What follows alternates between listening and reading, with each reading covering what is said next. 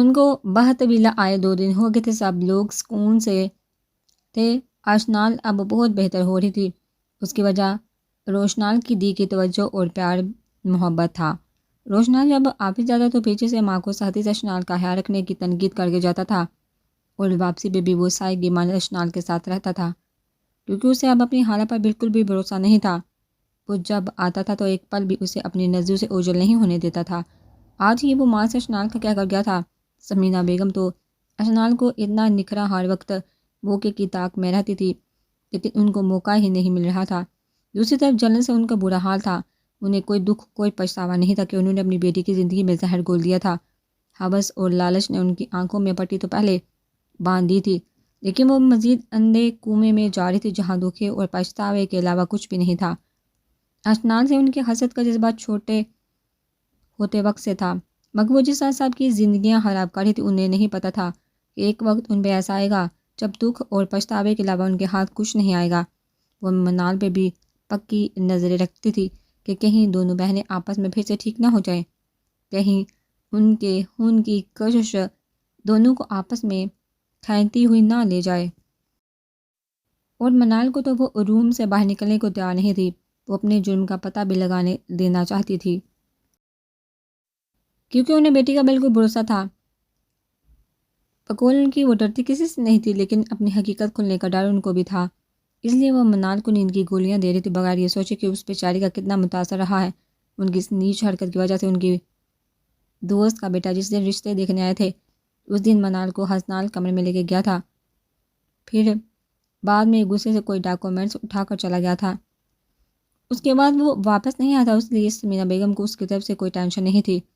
ویسے تو اشنال 2 دن سے رات کو نیچے ہی سوتی تھی، لیکن وہ اس کو صرف در اور دمکا کر شہر والے بنگلے جو کبیر صاحب کا نام تھا اس کے بعد وراثت میں اشنال کو ملا تھا وہ اپنے نام کروانا چاہتی تھی، لیکن وہ مناسب موقع کی تلاش میں تھی، کیونکہ وہ گھر ان کو کھٹک رہا تھا، اور اوپر سے آغا جان کی زبان میں دونوں سے اشنال بہت کا ذکر دے کر ان کا بس نہیں چل رہا تھا کہ وہ جادو کی چھڑی سے اشنال کو غائب کر دے، لیکن کم از کم ابھی یہ ان کے بس میں نہیں تھا۔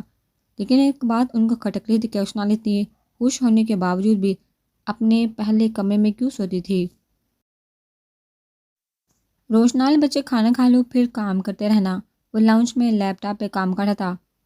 وہ جب سے آفس آیا تھا مصروف سا کام کر رہا تھا۔ سمینہ بیگم نے اسے بہت دیر سے کام کرتے دیکھا، پکارا تھا، جی امی بس 2 منٹ آ رہا ہوں، لیکن پہلے یہ تو بتاؤ ایشو کہاں ہے، نظر نہیں آ رہی؟ اس نے اشنال کا بہت فکر مندی سے پوچھا تھا۔ ابھی تو ادھر ہی میرے ساتھ کھانا کھا رہی تھی، دیکھو آغا جان کے کمرے میں نہ چلی گئی ہو۔ وہ کچن کی طرف جاتی مصروف سے انداز میں کہنے لگی تھی، اچھا میں ایشو کو دیکھ لوں پہلے، آپ پہلے یہ بتائیے حسنال ایسے ہی دیر سے گھر آتا تھا؟ مطلب یہ کہ ہم 2 دن سے گھر آئے ہوئے ہیں وہ بالکل بھی گھر نہیں آیا، اور نہ نظر آ رہا ہے۔ وہ ان کے پیچھے کچن میں گیا اور پانی نکال کے ماں سے بائی کا پوچھا تھا۔ پہلے بھی ایسے ہی آتا تھا، کبھی 2 دن بعد، کبھی 3 دن بعد، یا پھر رات کو دیر سے ہی آتا تھا، لیکن چکر لگاتا رہتا تھا۔ میں خود اس لڑکے کی حرکتوں سے سخت نالاں ہوں، جینا حرام کر کے رکھا ہے اس لڑکے نے ہمارا۔ وہ بات کرتے کرتے سخت برہم ہو گئی تھی۔ اچھا امی آپ کیوں پریشان ہوتی ہے؟ بچہ تھوڑا ہی ہے، جتنا وہ ناسمجھ نظر آتا ہے اتنا ہے نہیں، وہ بہت سمجھدار ہے، اپنے اچھا برا وہ بہتر جانتا ہے۔ وہ کندھوں سے تھامتا یہ کہتا پرسکون کر رہا تھا، میں تو ماں ہوں نا، میرے لیے وہ معصوم بچہ ہے، وہ جتنا بھی سمجھدار ہو جائے میرے لیے وہ ناسمجھ ہی ہے۔ وہ اپنا دھیان نہیں رکھتا، اپنی پرواہ نہیں کرتا، رزقی وہ ایک نمبر کا ہے۔ وہ سخت برہم نظر آ رہی تھی۔ اچھا میں چھوڑی، یہ بتائی منال اور حالہ نظر نہیں آئی؟ میرا مطلب وہ ٹیبل پہ نہ تو ہمارے ساتھ کھانا کھاتی اور نہ باتیں کرتی ہیں۔ باتیں کرتی آپ سے نظر آتی ہے، کوئی بات ہوئی؟ اگر میں اتنا روکھے سامنے آپس میں کیوں ہیں؟ اول تو حالہ نیچے آتی ہی نہیں، مگر جب وہ مجھے نظر بھی آتی ہیں ہر وقت ان کی آنکھوں میں غصہ ہی رہتا ہے۔ وہ ماں سے بات کھل کر نہیں کر پا رہا تھا، لیکن وہ 2 دن سے سب کے روکھے لہجے نوٹ کر رہا تھا، اس لیے وہ ماں کے سامنے دل کی بات زبان پر لے آیا تھا۔ مجھے نہیں پتا، میری بہن مجھ سے بھی بات نہیں کرتی، وہ مجھے ایسے ہی سمجھتی ہے جیسے میں اس کی دشمن ہوں۔ منال کا بھی مجھے خود نہیں پتا، اسے احساس کروانے کی کوشش میں کچھ زیادہ ہی طلب ہو گئی تھی اس کے ساتھ کہ وہ سدھر جائے، اور وہ سدھر بھی گئی، لیکن 2 دن سے میں نے خود اسے نہیں دیکھا۔ تہمینہ بیگم کاؤنٹر سے چیزیں اٹھاتی ہوئی بولی تھی، جبکہ روشنال پیچھے کرسی پہ بیٹھا ان کی باتیں سن رہا تھا۔ کیا مطلب کون سا احساس کروایا ہے آپ نے؟ وہ الجھتا ہوا معاملے کو سمجھنے کی کوشش کرتا بولا تھا۔ کوئی نہیں، اتنی بڑی بات تم اشنال کو جا کے دیکھو، وہ ہماری کوئی اپنی بات ہی، اس کے چہرے کو الٹا دیکھ کر بات کو ٹال گئی تھی۔ اگر وہ ہوش خبری سن لیتی تو ان کے پاؤں تو زمین پہ ہی نہ اٹکتے تھے، جبکہ وہ بھی مزید کیے بغیر اپنے روم میں چلا گیا تھا۔ آغا جان آپ بھی نظر نہیں آتی مجھے۔ وہ تو روم سے باہر ہی نہیں نکلتی، ان کے پاس بیڈ پر بیٹھی کب سے باتیں کر رہی تھی۔ ہوگی اپنے کمرے میں، لیکن آپ اسے دور ہی رہو تو اچھا ہے میری بچی۔ وہ فکر مند سمینہ بیگم کی فطرت کو بامتے ہوئے کہنے لگے تھے۔ دیکھیے کیوں آغا جان آپ ایسا کیوں کہہ رہے ہیں؟ آپ تو آپ سے محبت کرتے ہیں، پھر آپ مجھے ان سے دور رہنے کا کیوں کہہ رہے ہیں؟ وہ الجھ کر رہ گئی تھی۔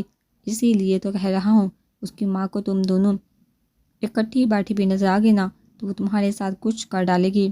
وہ اسے بہلا تو رہے تھے، لیکن وہ خود بہت پریشان تھے، کیونکہ منال جو ہر روز ان کو دوائی دے کر جاتی، ان سے اپنے دل کا حال بیان کرتی، ان کے سنتی، لیکن وہ دوسرا دن اس کو دیکھ نہیں پا رہے تھے۔ اس کے کمرے میں جانے کا سوچ رہے تھے جب روشنال ان کے کمرے میں آیا تھا۔ آغا جان السلام علیکم۔ روشنال نے پہلے ان کے کمرے میں ڈور کو پش کر کے اجازت چاہی تھی اور پھر ان کو سلام کیا تھا۔ وعلیکم السلام، دونوں دادا پوتی نے اکٹھے کہا تھا۔ وہ جھکا آغا جان کو ملنے کی کوشش میں وہ اشنال کے قریب آ گیا تھا۔ اچھا جی، دونوں دادا پوتی کے درمیان کیا راز و نیاز ہو رہے تھے؟ اشنال نے آغا جان سے کچھ فاصلے پہ بیٹھے اشنال پہ بھرپور نگاہ ڈالتے ہوئے کہا تھا، اور ان سے جھکا ملنے لگا اس کو اپنے قریب، اور اس کی مردانہ وجہ دیکھا وہ روشنال کی سانس مٹھی میں آ گئی تھی۔ قانون کی مہک اسے اپنے حواسوں میں چھائی ہوئی محسوس ہوئی تھی۔ اس نے اٹھنا چاہا جب روشنال پیچھے ہو گیا تھا۔ اس نے سکون کی سانس لی تھی۔ وہ اچھی خاصی پیچھے تقریباً بیٹھ کے کونے پہ جا لگی تھی تاکہ روشنال بیٹھ سکے۔ روشنال اس کا جھجکنا اور شرمانا محسوس کر رہا تھا۔ اس کے گال بہت زیادہ ریڈ ہو رہے تھے۔ وہ نہایت ہی دلچسپی سے اسے دیکھنے لگا تھا۔ وہ مجھے بھول گیا تھا، امی کہہ رہی ہیں کھانا کھا لے، آپ دونوں نیچے آ کر۔ وہ ٹیبل لگا رہی ہیں، اس نے تہمینہ بیگم کا پیغام اسے دیا تھا۔ نہیں پتر، پہلے تو میں نماز ادا کروں گا، پھر نیچے آؤں گا، تم دونوں جاؤ، میں 20 منٹ تک آتا ہوں نماز پڑھ کے، میں بعد میں کھا لوں گا۔ انہوں نے فی الحال انکار کر دیا تھا۔ آغا جان کوئی بات نہیں، میں آپ کو کھانا یہیں دے جاؤں گی، آپ بے شک نیچے نہ آئے۔ روشنال کچھ جواب دیتا ہی کہ وہ پہلے ہی بول پڑی تھی۔ اسے پتا تھا آغا جان زیادہ اوپر نیچے نہیں آ سکتے تھے۔ یقیناً سمجھداری والی بات میرا پتر۔ وہ ہنس کر اشنال کو دیکھ کر کہتے اس کا سر تبکتے وضو کرنے کے لیے چلے گئے تھے، جبکہ اشنال چھم کر رہ گئی تھی۔ اگر شرما لیا ہو تو چلے نیچے۔ وہ جو اپنے ہاتھوں کو دیکھ کر سر جھکا کر شرما رہی تھی، وہ اسے دیکھتا تو کہ بنا نہ رہ سکا۔ اس کی بات سن کر اشنال جلدی سے اٹھنے لگی۔ جب وہ جھک کر اس کے کندھوں پہ ہاتھ رکھ گیا تھا، کہ تم رات کو چپتی کیوں پھرتی ہو مجھ سے؟ روشنال نے اس کی آنکھوں میں دیکھا، ایسے سے کہا تھا، جی کیا مطلب؟ وہ ناسمجھی سے اس پہ ایک نظر اسے دیکھتے سہم کا بولی تھی، مطلب زوجم، اچھی بیوی کی طرح آزاد روم میں آ جانا، نہیں تو میں بوڑھے شوہروں کی طرح تمہارے روم میں آ جاؤں گا۔ اسے پچھلے 2 دن سے اپنے روم میں سونے کا حوالہ دیتا ہوا بولا تھا۔ وہ انتظار کرتا مگر وہ آتی ہی نہیں تھی۔ وہ جب اس کے کمرے میں جاتا تو اس کا روم لاکڈ ملتا تھا، اس لیے وہ آج اسے تنقید کر رہا تھا۔ وہ نیچے جانا ہے نا، پلیز مجھے جانے دے۔ اس کا ہزار اپنے ارد گرد محسوس کرتی گھبرا کر بولی تھی، اوکے جاؤ، لیکن آج رات ہمارے روم میں نہ آئی تو میں برا پیش آؤں گا۔ وہ 2 دن سے دیکھ رہا تھا آپ مجھ سے چپتی پھری ہیں، اور مجھ سے برداشت نہیں کہ آپ جو مجھ سے دور دور رہ کر میرے غضب کو دعوت دیں، اس لیے آج آخری دفعہ وارن کر رہا ہوں، آج سے میرے روم میں آنا ہے تو آنا ہے، اب جاؤ، شاباش۔ اس کو سانس روک کے بیٹھے دیکھا، ہاتھ اس کے کندھے سے ہٹا گیا تھا۔ اس کے ہاتھ ہٹانے کی دیر تھی جب وہ بھاگ کر باہر نکلی تھی، اور وہ پھر سے اسے پکڑ نہ لی۔ روشنال اس کی سپیڈ دیکھ کر سر جھٹک کر مسکراتا اس کے پیچھے نکلا تھا۔ سمینہ بیگم اپنا اور منال کا کھانا نکال کر اوپر لے جا رہی تھی۔ تہمینہ بیگم ان کو دیکھ کر نفی میں سر جھٹکتی سے افسوس ہی کر سکی تھی، کیونکہ وہ اتنا عجیب منہ بنا کر جا رہی تھی، ایسا لگتا تھا کہ وہ ان کی بہنیں کوئی اجنبی عورت ہو۔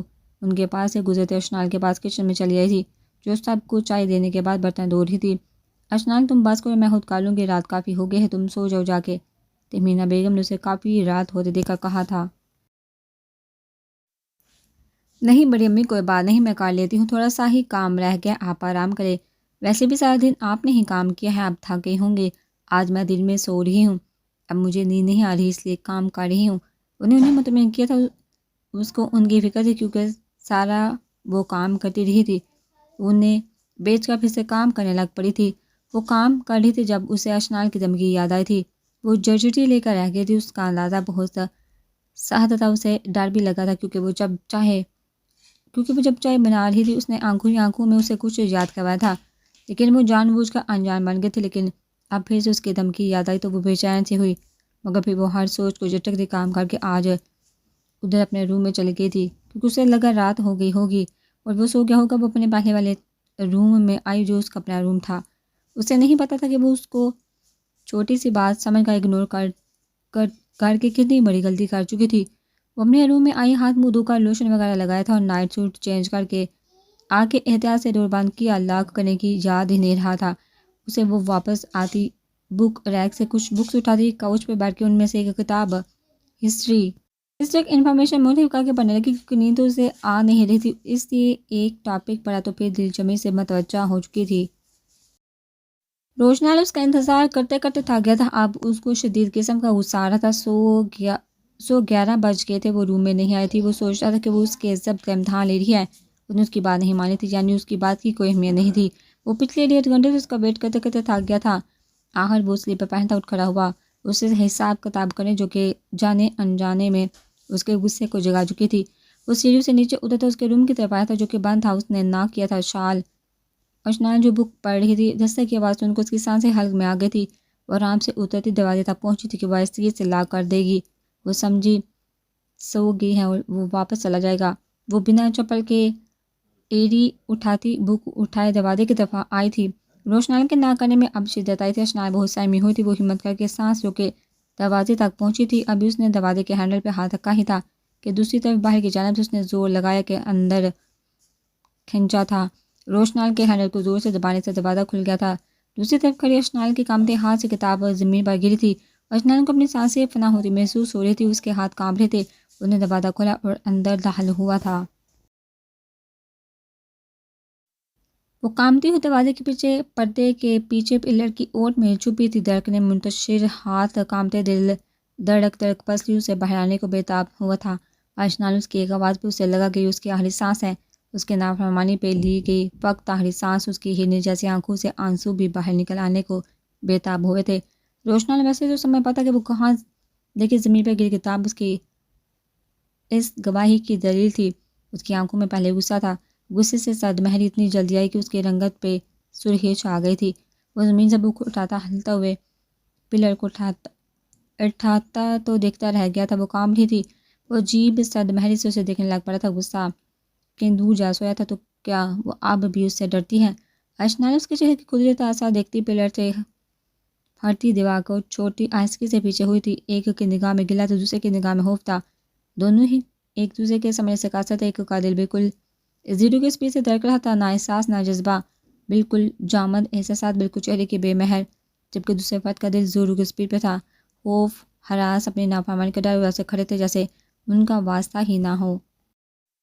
آخر اس انا کے مارے شخص کو ہوش آیا تھا۔ اس نے ایک نظر اس سہمی ہرنی پر ڈالی، اس کی طرف قدم بڑھایا تھا جو کہ آنکھیں بند اور کانپتے ہونٹوں سے کوئی ورد کر رہی تھی۔